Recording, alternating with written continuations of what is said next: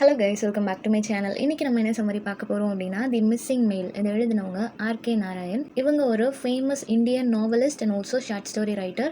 நிறைய awards win பண்ணியிருக்காங்க, including Sahitya Akademi, Padma Vibhushan, இந்த மாதிரி நிறைய அவார்ட்ஸ் வின் பண்ணியிருக்காங்க. நோட்டபிளான ஒரு இந்தியன் ரைட்டர். இந்த particular short story astrologers day and other stories அப்படின்ற கலெக்ஷனில் 1947 பப்ளிஷ் பண்ணியிருக்காங்க. And also later Malgudi days அப்படின்ற கலெக்ஷன்லையும் இன்க்ளூட் பண்ணியிருப்பாங்க. இந்த ஷார்ட் ஸ்டோரியில் சோஷியல் ரியலிசம், ஓகேவா, ஐரனியான சில விஷயங்களும் இன்க்ளூட் பண்ணியிருப்பாங்க. ரொம்பவே சிம்பிள் அண்ட் ஆல்சோ கான்வர்சேஷனல் டோனில் தான் எழுதியிருக்கிறாங்க. ஸ்லைட்லி ஹியூமரஸான சில விஷயங்களும் இன்க்ளூட் பண்ணியிருப்பாங்க. ஆர்டினரி இந்தியன் பீப்புளோட லைஃப் எப்படி இருக்குது அப்படின்றத ஹைலைட் பண்ணுற மாதிரி இருக்கும். செட்டிங் அப்படின்னு பார்க்கும்போது ஆர்கே நாராயணோட ஃபேமஸான மால்குடி அப்படின்ற அந்த ஒரு பர்டிகுலர் அவர் கிரியேட் பண்ண ஃபிக்ஷனல் டவுன் தான் இந்த பர்டிகுலர் ஷார்ட் ஸ்டோரியிலையும் அவர் மென்ஷன் பண்ணியிருக்கிறாரு. 1940s இந்தியா எப்படி இருந்துச்சு, அதுலேயும் ஒரு வில்லேஜ் போஸ்ட் ஆஃபீஸ் இருக்கக்கூடிய ஏரியாவில் அந்த மக்களோட அந்த ஒரு லவ் ரிலேஷன்ஷிப் என்ன மாதிரி இருந்துச்சு அப்படின்றத வந்து சொல்லியிருப்பாங்க. ஓகே, கேரக்டர்ஸ் பார்த்துடலாம். தனப்பா, இவர் வந்துட்டு ஒரு வில்லேஜோட போஸ்ட்மேனாக இருக்கிறாரு. அந்த வில்லேஜில் இருக்கக்கூடிய எல்லாரை பற்றியும் இவருக்கு தெரியும். ஸோ அந்த அளவுக்கு எல்லாரோடையும் ஒரு நல்ல ரிலேஷன்ஷிப் மெயின்டைன் பண்ணிகிட்டு இருப்பார். தென் ராமானுஜம் அப்படின்றவங்க ஒரு சீனியர் கிளர்க், ஓகேவா, ரெவென்யூ டிபார்ட்மெண்ட் ஆஃபீஸில் இவர் ஒர்க் பண்ணிகிட்டு இருக்காரு. காமாட்சி அப்படின்றது ராமானுஜமோட பொண்ணு. அவங்களுக்கு 17 வயசு இருக்கிற மாதிரி இந்த கதையில் கொடுத்துருப்பாங்க. தென் ராமானுஜமோட ஒய்ஃப், அவங்களுக்கு நேம் எதுவும் மென்ஷன் பண்ணலை. ராமானுஜம்க்கு ஒரு நல்ல சப்போர்ட்டிவ் ஒய்ஃபாக அவங்க இருப்பாங்க. தென் ராமானுஜமோட அங்கிள், அவருக்கும் நேம் கொடுக்கல, ஆனால் அவங்க ஃபேமிலிக்கு ஃபினான்ஷியலாக சப்போர்ட் பண்ணக்கூடிய ஒரு பர்சனாக இருப்பார். தென் ஃபைனலி காமாட்சிக்காக பார்த்துருக்கிற ஒரு க்ரூம், தென் அவங்களோட ஃபேமிலி, ஓகேவா. ஸோ இவ்வளோ தான் கேரக்டர்ஸ். ஓகே, சம்மரி பார்த்துடலாம். எப்படி ஸ்டார்ட் பண்ணுறாங்க அப்படின்னா, ஸ்டோரி வந்து ஃபிக்ஷனல் சவுத் இந்தியன் டவுனான மால்குடியில் நடக்கிற மாதிரி. போஸ்ட்மேன் தனப்பா அப்படின்றவர் வந்து விநாயக் முதலி ஸ்ட்ரீட் அப்படின்ற ஒரு ஸ்ட்ரீட், அங்கே பேரலாக ஒரு 4 ரோடு இருக்குது. ஸோ அந்த ஸ்ட்ரீட்டில் இருக்கக்கூடிய எல்லாரோட வீடுமே இந்த போஸ்ட்மேனுக்கு தெரியும், ஓகேவா. எல்லாரோட லைஃப்பை பற்றியும் அவருக்கு தெரியும். ஏன்னா எல்லாருக்கிட்டையும் ஒரு மணிக்கணக்காக பேசுவார் லெட்டர் கொடுக்க போகும்போது. இந்த தனப்பாவை வந்து எல்லாருமே ரொம்ப ரெஸ்பெக்ட்ஃபுல்லாக ட்ரீட் பண்ணுவாங்க. இந்த தனப்பா அப்படின்றவங்க அவங்களோட ஒர்க்கை வந்து ஜஸ்ட் ஒரு கவர்மெண்ட் ஜாப் நான் இப்படி தான் பண்ணணும் அப்படின்னு இல்லாமல் எல்லாரை பற்றியும் நல்லா தெரிஞ்சு வச்சுருப்பாங்க. எந்த ஃபேமிலிக்கெலாம் அவங்களோட பையன் கிட்டே இருந்து அமௌண்ட் வரணும், அவங்க பையன் வெளியே ஒர்க் பண்ணிகிட்டு இருக்கிறாங்களா, இல்லை அவங்க ஜாப் எதுவும் தேடிட்டு இருக்கிறாங்களா, வரன் எதுவும் பார்த்துட்டு இருக்கிறாங்களா, இந்த மாதிரி எல்லா விஷயமே இவருக்கு தெரியும். எல்லா ஃபேமிலிக்கிட்டையும் அவர் நல்லா பேசிகிட்டு இருப்பார். இவர் வந்து நார்மலாக எல்லா போஸ்ட்மேனும் லெட்டர் கொடுத்துட்டு போகிறாங்க அப்படின்னா இவர் ஒரு ஸ்ட்ரீட்லேயே 4 மணி நேரம் ஸ்பெண்ட் பண்ணுவார். எல்லார் வீட்லேயும் லெட்டர்ஸ் கொடுத்துட்டு நல்ல விஷயம் கெட்ட விஷயம் எல்லாத்தையும் பேசிட்டு தான் அவர் வருவார். அதே மாதிரி ராமானுஜம் அப்படின்னு சொல்லக்கூடிய சீனியர் கிளர்க், ரெவென்யூ டிபார்ட்மெண்ட்டில் ஒர்க் பண்ணுறாங்க இல்லையா, அவங்களோட வீடு நம்பர் 10 விநாயக் முதலி ஸ்ட்ரீட், ஓகேவா. ஸோ அந்த ஸ்ட்ரீட்டில் இருக்கக்கூடிய அந்த ராமானுஜம் கூட இந்த போஸ்ட்மேனுக்கு ஒரு நல்ல ரிலேஷன்ஷிப் உண்டு. அவருக்கு கல்யாணம் ஆகிற அந்த சமயத்தில் இருந்தே தனப்பாக்கும் ராமானுஜம்க்கு ஒரு நல்ல ரிலேஷன்ஷிப் உண்டு. அவருக்கு மேரேஜ் ஆகி கொஞ்ச நாளில் அவரோட ஒய்ஃப் வந்து அவங்க அம்மா வீட்டுக்கு போயிருப்பாங்க சைல்ட் பர்த்துக்காக. அங்கேருந்து அவங்களுக்கு ஒரு லெட்டர் வந்திருக்கும், குழந்தை பிறந்துடுச்சு அப்படின்னு சொல்லிட்டு. தனப்பா அந்த லெட்டரை கொண்டுட்டு வேகமாக ஓடி வருவார். இங்கே வந்ததும் கொடுக்கறதுக்கு முன்னாடி அவர்கிட்ட கங்க்ராச்சுலேஷன் சொல்லிட்டு, போய் நீ எனக்கு சுகர் எடுத்துகிட்டு வா, உனக்கு பெண் குழந்தை பிறந்திருக்கு, அந்த பொண்ணு பேர் காமாட்சி அப்படின்னு சொல்கிறாங்க. இதை கேட்ட உடனே ராமானுஜம்க்கு அவ்வளோ சந்தோஷமாகுது. தென் 17 வருஷம் கடந்து போயாச்சு. இப்போ காமாட்சிக்கு 17 வயசு. ஸோ அந்த பொண்ணை வந்து அந்த பொண்ணு வளர்றது எல்லாத்தையுமே இந்த தனப்பா அப்படின்ற போஸ்ட்மேன் பார்த்துருக்கிறாரு. அவங்களோட ஃபேமிலியோட கண்டிஷன் எல்லாமே இவருக்கு தெரியும். இப்போது ராமானுஜமோட ஃபாதர் இன்லா, அதாவது அவங்க ஒய்ஃபோட அப்பா வந்து கண்டினியூஸாக அவருக்கு நிறைய லெட்டர்ஸ் போட்டுக்கிட்டே இருக்கிறாரு. எதுக்காக அப்படின்னா, காமாட்சி வளர்ந்துட்டா, அவளுக்கு நீ ஒரு மேரேஜ் வந்து பண்ணி வைக்கணும். ஸோ அப்படி மேரேஜ் பண்ணும்போது நான் சேர்த்து வச்சிருக்கிற 5000 ருபீஸ் உனக்கு நான் தருவேன். அது எல்லாத்தையும் வச்சு நீ மேரேஜ் எக்ஸ்பென்ஸ் எல்லாம் பார்த்துக்கோ, பட் அவளுக்கு சீக்கிரமாக கல்யாணம் பண்ணி வைக்கணும்னு சொல்லி அவர் இன்சிஸ்ட் பண்ணிகிட்டே இருக்கிறாரு. அந்த லெட்டர்ஸ் எல்லாம் பார்க்கும்போது ராமானுஜம்க்கு ரொம்ப பயமாக இருக்குது. கரெக்டான ஒரு வரன் பார்க்கணும், பொண்ணு எங்கேயும் போய் மாட்டிக்கக்கூடாது, இந்த மாதிரி நிறைய விஷயங்கள் அவர் யோசிச்சுட்டே இருக்கிறாரு.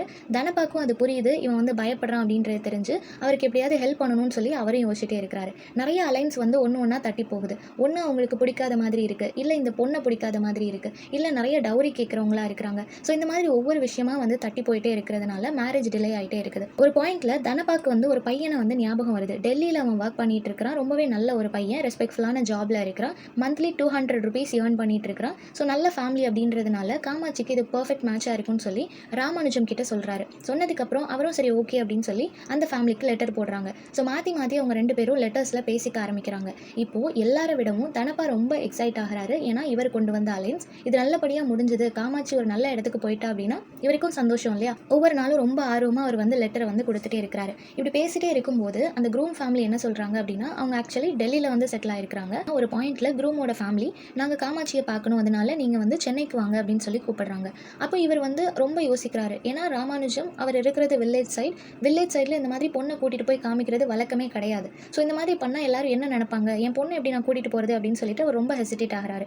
ஆனால் தனப்பா வந்து அவர் ரொம்ப கன்வின்ஸ் பண்ணுறாரு. ஒரு நல்ல இடம், ஒரு நல்ல வரன் வேணும் அப்படின்னா நம்ம சில விஷயங்கள் பண்ணி தான் ஆகணும்.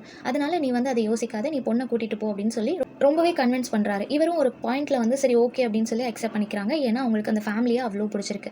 இப்போ அவங்க 2 பேரும் அதே மாதிரி சென்னையில் மீட் பண்ணுறாங்க. இவங்க இந்த வில்லேஜ்லேருந்து சென்னை போயிருக்கிறாங்க, அவங்க டெல்லியிலேருந்து சென்னை வந்திருக்காங்க. ஸோ 2 பேரும் காமனான ஒரு இடத்துல மீட் பண்ணுறாங்க.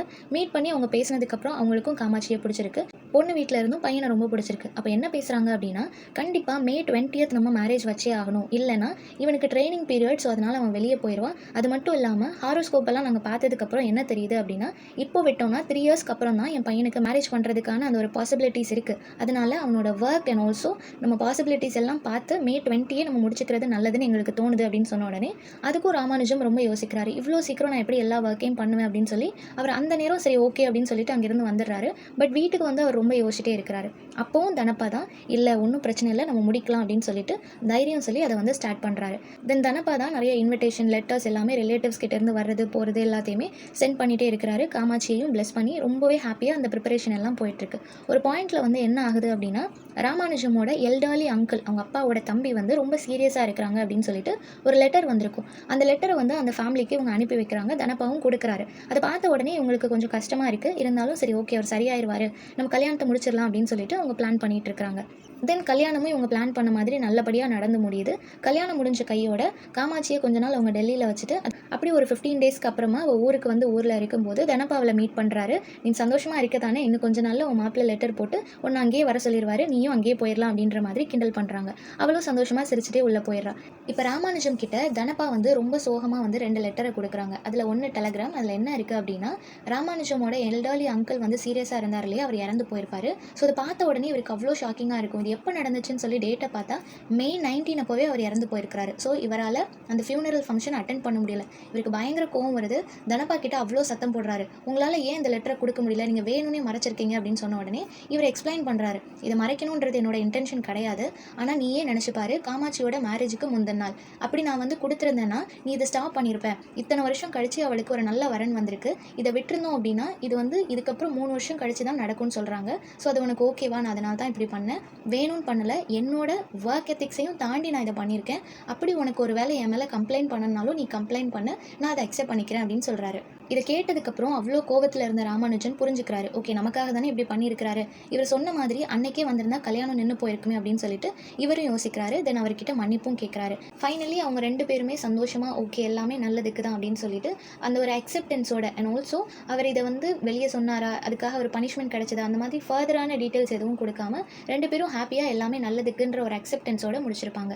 ஸோ இதில் மிஸ்ஸிங் மெயில் அப்படின்றது அவர் மறைச்சி வச்ச அந்த ஒரு டெலகிராம் தான். ஓகேவா, அதை கொடுத்துருந்தாங்க அப்படின்னா பெரிய ப்ராப்ளம் ஆயிருக்கும். மறைச்சி வச்சதுனால இவரால் ஃபியூனரல் மட்டும்தான் அட்டென்ட் பண்ண முடியல, மற்றபடி அவரோட பொண்ணோட லைஃப் ரொம்பவே நல்லா இருக்குது. ஸோ ரொம்பவே ஆனஸ்ட்டாக லாயலாக ஒர்க் பண்ணுற மேன் கூட சில நல்ல விஷயம் நடக்கணும் அப்படின்னா அவங்களோட டியூட்டியிலேருந்து கொஞ்சம் அவங்க விலகி போகிறாங்க அப்படின்றத வந்து சொல்லியிருப்பாங்க. ஸோ இந்த சம்மரி எல்லாருக்கும் புரிஞ்சிருக்கும்னு நினைக்கிறேன். நெக்ஸ்ட் என்ன டாப்பிக்கில் வீடியோ போடலான்னு சொல்லி கமெண்ட் பண்ணுங்கள். தேங்க்யூ ஃபார் வாட்சிங்.